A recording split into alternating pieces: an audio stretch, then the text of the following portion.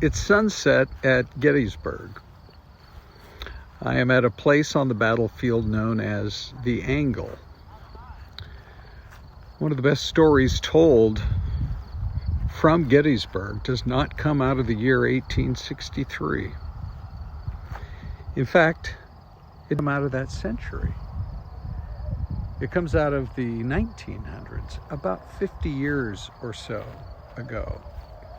It's the story of a father and his son. They're here on a family vacation exploring Gettysburg, and the father is telling the story to the son as they walk through these fields. This stone wall represents some of the most intense fighting of anywhere in the entire Civil War, and certainly in the three-day Battle of Gettysburg. The Confederates began their march down on the other side of the field where those trees are. And the Union men were here on the other side of this wall, waiting for them. The story that comes from, say, the 1970s has to do with this dad who had studied enough about Gettysburg, he was anxious to tell his son part of the story. And as they climbed over that stone wall, he was telling him how a couple of men who at one time had been great friends were now on either side of this war. One was Lewis Armistead from the South, and one was Winfield Hancock from the North. Now they were fighting on opposite sides. And as the father told the son his story, they came across a marker that the father had not been aware of before. And I'm going to show you that marker right now. It actually represents the spot where once two men, you can barely read it. I'm not sure you can really read it at all.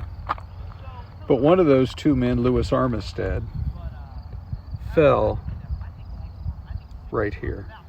I don't know if you can even see it.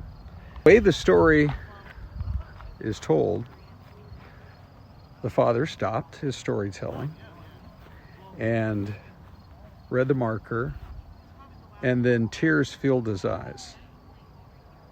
The son had never seen his father cry before. It was a moment that was etched into his memory. Well, that father was Michael Shara, who wrote the book, The Killer Angels. It didn't do very well. It came out in 1973. And to quote Jeffrey, his son, it looked like it was destined for a few dusty bookshelves, and that was about it.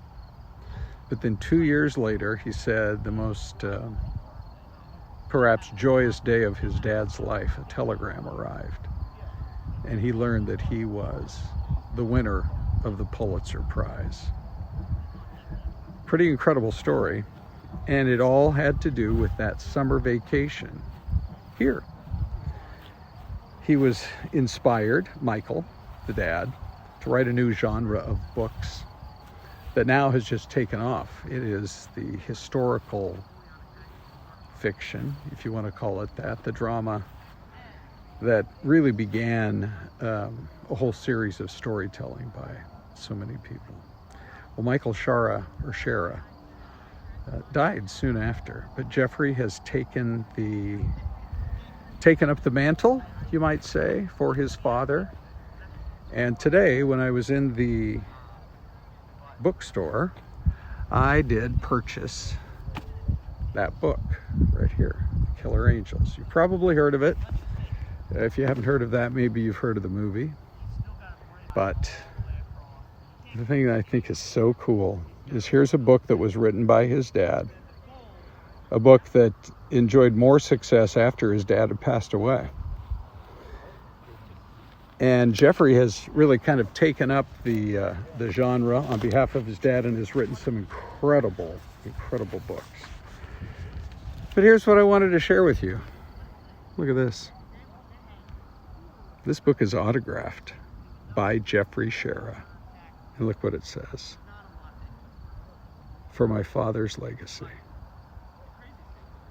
All from that one summer vacation here at Gettysburg a long time ago.